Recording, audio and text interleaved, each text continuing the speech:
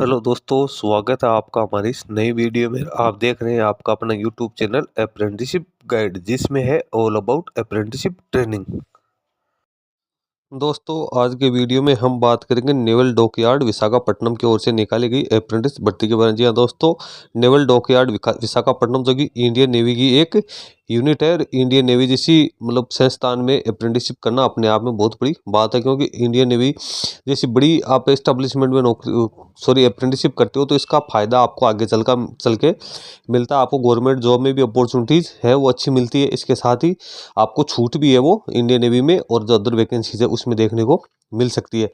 दोस्तों, इस वीडियो में हम बात करेंगे कि इंडियन नेवी की ओर से किन किन ट्रेड अप्रेंटिसेज के लिए वैकेंसी निकाली गई, इसमें कितने ट्रेड्स को शामिल किया गया है, उसका ऑनलाइन एप्लीकेशन फॉर्म हो किस तरीके से फिलअप किया जाएगा। सारी जानकारी के लिए आप हमारी वीडियो पे बने रहे। खासतौर से वो कैंडिडेट जो कि इंडियन नेवी में अप्रेंटिसशिप करना चाहते हैं। दोस्तों, अप्रेंटिस ट्रेनिंग और टेक्निकल सरकारी जॉब्स की लेटेस्ट अपडेट पाने के लिए आप हमारे चैनल को सब्सक्राइब कर ले, बेल आइकन पे क्लिक कर नोटिफिकेशन ऑन कर ले, ताकि वीडियो के माध्यम से आपको सारी अपडेट मिलती रहे। दोस्तों, आप हमारे टेलीग्राम चैनल और व्हाट्सएप ग्रुप को ज्वाइन कर सकते हो, जिसका लिंक हमारी वीडियो के डिस्क्रिप्शन बॉक्स में अवेलेबल है। दोस्तों, सबसे पहले तो अपन चलेंगे इसके नोटिफिकेशन पेज पे और जानेंगे सारा एलिजिबिलिटी क्राइटेरिया।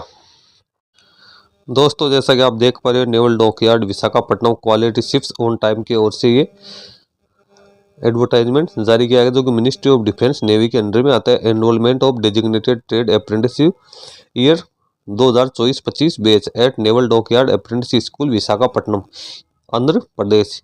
जो ये ट्रेड अप्रेंटिस की वैकेंसी निकाली गई है 2024-25 के लिए, और जिसका जो ट्रेनिंग होगी वो नेवल डॉकयार्ड अप्रेंटिस स्कूल में होगी। इसमें ऑल इंडिया के जो ITI पास आउट कैंडिडेट्स है वो इसमें अपना ऑनलाइन एप्लीकेशन फॉर्म वो फिलअप कर सकते हैं। सबसे पहले तो आपको अप्रेंटिस का ट्रेड दिया, फिर रिलेवेंट ITI का ट्रेड दिया, फिर टोटल वैकेंसी दी है, फिर आगे रिजर्वेशन वाइज आपको वैकेंसी देखने को मिल जाएगी। इलेक्ट्रॉनिक्स मैकेनिक की बात करें तो इसमें electronics mechanic and mechanic radio and TV की ITI का सर्टिफिकेट होना जरूरी। इसकी टोटल 36 पोस्ट रखी गई। फिर फिटर में फिटर का होना जरूरी है, इसकी 33 पोस्ट है। फिर सीट मेटल वर्कर की बात करें तो सीट मेटल वर्क में ITI पास आउट होना जरूरी है, 33 की सीट है। कारपेंटर में ITI 27 सीट है। डीजल मैकेनिक में मैकेनिक डीजल में अपन बात करें तो मैकेनिक डीजल का सर्टिफिकेट होना जरूरी है, इसकी 23 सीट है। पाइप फिटर में प्लम्बर की ITI होनी जरूरी है, 23 सीट है। इलेक्ट्रीशियन में ITI होना जरूरी है, इसकी 21 सीट है। पेंटर जनरल में ITI होना जरूरी है, इसकी 16 सीट है।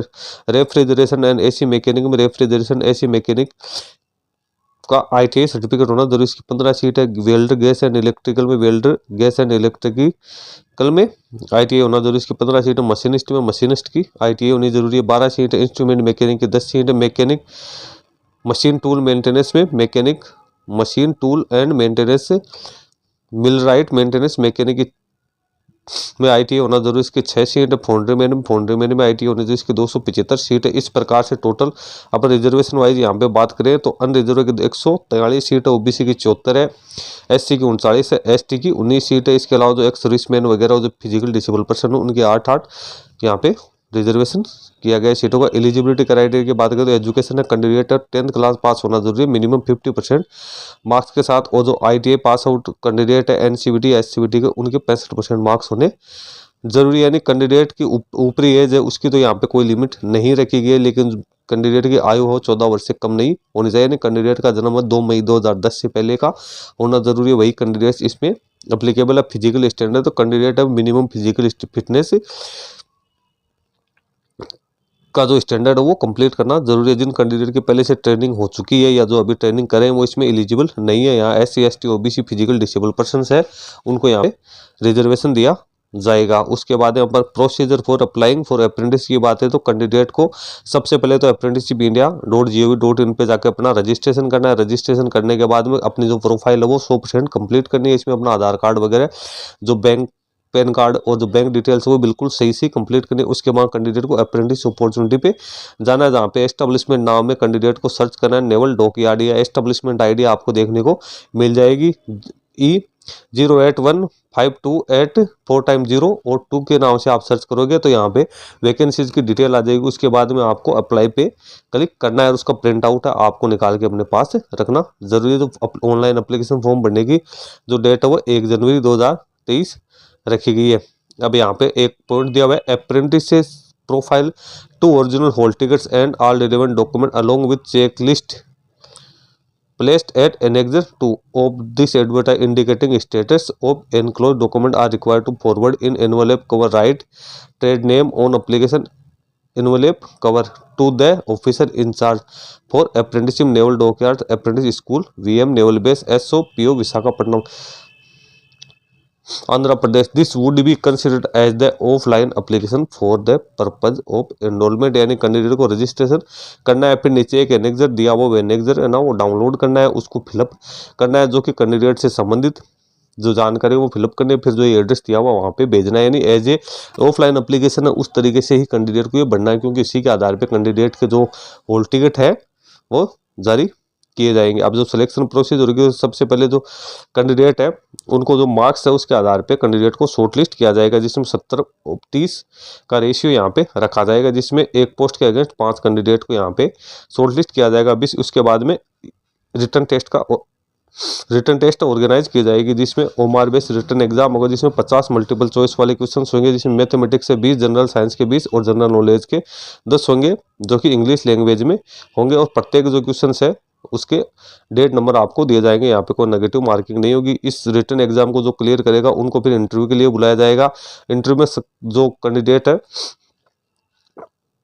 के बाद में डॉक्यूमेंट वेरिफिकेशन किया जाए। डॉक्यूमेंट वेरिफिकेशन कैंडिडेट के पास ओरिजिनल डॉक्यूमेंट्स के साथ साथ एसएससी मेट्रिकुलेशन का certificate, ITI certificate, Aadhaar card, caste certificate, PWD certificate, ex serviceman, NCC certificate, sports certificate जो अप्लीकेबल है वो लेके जाने। उसके बाद कैंडिडेट का ओरल टेस्ट भी लिया जाएगा। जो सक्सेसफुल होंगे डॉक्यूमेंट वेरिफिकेशन उनको टेक्निकल स्किल्स के लिए बुलाया जाएगा। उसके बाद कैंडिडेट की मेडिकल एग्जामिनेशन की। दोस्तों प्रोसेस थोड़ी लंबी है, लेकिन इंडियन नेवी एक अपने आप में जानी मानी संस्थान है, जिसमें अप्रेंटिस करना बहुत बड़ी चीज़ है। इसमें कैंडिडेट के फिजिकली स्टैंडर्ड के साथ साथ जो रिटर्न एग्जाम वगैरह की प्रोसेस है वो एकदम सीधी भर्ती होती है उसकी तरह ही की जाएगी। अब शेड्यूल ऑफ एग्जामिनेशन की बात करें तो जो रिटर्न एग्जाम है सभी ट्रेड्स को 28 फरवरी 2024 को होगी, और जो रिटर्न एग्जाम का रिजल्ट है वो 2 मार्च 2024 को डिक्लेयर किया जाएगा। अब इंटरव्यू का शेड्यूल की अपन बात करें तो electrician, electronics mechanic, instrument mechanic की 5 मार्च 2024 को इंटरव्यू होगा। Welder, painter, carpenter, sheet metal worker का 6 मार्च 2024 को, fitter, refrigeration AC mechanic, mechanic diesel का 7 मार्च 2024 को, और machinist, foundryman, pipe fitter mechanic, machine tool maintenance का 8 मार्च 2023 को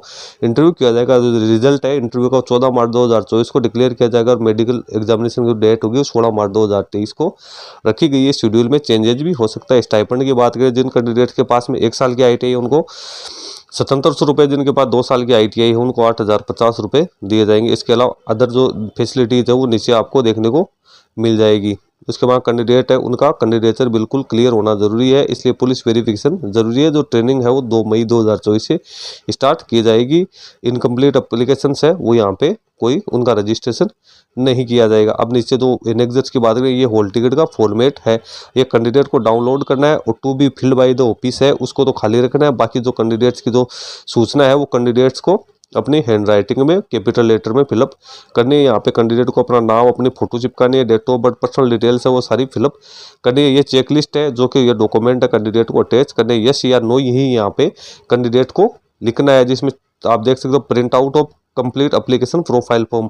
तो ये जो आपने एबनेपीएस पोर्टल पे जो रजिस्ट्रेशन किया था उसकी कंप्लीट एप्लीकेशन जो आपने कि उसका प्रोफाइल का आपको रजिस्ट्रेशन फॉर्म निकालना है। इसकी वीडियो मैंने पहले से ही बना के रखा है, किस प्रकार से आप डाउनलोड करना है वो आप हमारे चैनल पे देख सकते हो। एसएससी मार्कशीट है वो सेल्फ अटेस्टेड, और इंजरी ITI की मार्कशीट सेल्फ अटेस्टेड, और SC ST OBC का जो सर्टिफिकेट वो भी सेल्फ अटेस्टेड, और अदर डॉक्यूमेंट्स आधार कार्ड है, सेल्फ एड्रेस जो एम्प्टी इनवॉल्व है 10 रुपये का वो भी आपको डालना है। 2 है कॉपी है वो ओरिजिनल हॉल टिकट्स है वो आपको डालनी है। नहीं 2 कॉपी आपको यहाँ पे भेजनी जरूरी है। पार्ट सेकंड है ऑफिस से संबंधित है, 2 को आपको इसको प्रिंट आउट निकालना है, इसकी 2 कॉपीज है आपको तैयार करनी है। उसके बाद लिफाफे में डाल के आपको भेजना जरूरी। एक लिफाफा उसके अंदर आपको डालना है ताकि उसके माध्यम से आपको हॉल टिकट मिल जाए, जिसके ऊपर आपका एड्रेस होना जरूरी है। ये जो सेकंड पार्ट है ये आपसे संबंधित नहीं है, ये ऑफिस से संबंधित है। तो आप समझ गए होंगे कैंडिडेट को सबसे पहले रजिस्ट्रेशन करना है, रजिस्ट्रेशन करने के बाद इसका जो PDF है उसको डाउनलोड करना है। ये हॉल टिकट का जो फॉर्मेट उसको डाउनलोड करके ये अच्छी तरीके से फिलअप करना है। जो ये चेकलिस्ट भी है वो डॉक्यूमेंट्स यहाँ पे फिलअप करने हैं। उसके बाद जो मेन लिफाफा है उसको ऊपर आपको जो ये एड्रेस है एड्रेस डाल के इसको भेजना जरूरी है 1 जनवरी से पहले, ताकि आपका जो हॉल टिकट है वो आपको प्राप्त हो सके। तो दोस्तों इससे संबंधित और कोई अपडेट आएगी तो मैं अपने यूट्यूब चैनल के माध्यम से आपको देता रहूँगा। इसके साथ ही इसका लिंक मैं अपनी वीडियो के डिस्क्रिप्शन बॉक्स में डाल देता हूँ, ताकि आप वहाँ से इसको चेकआउट कर सकते हो। कोई क्वेरी हो तो आप मुझे कमेंट करके बताना। धन्यवाद दोस्तों।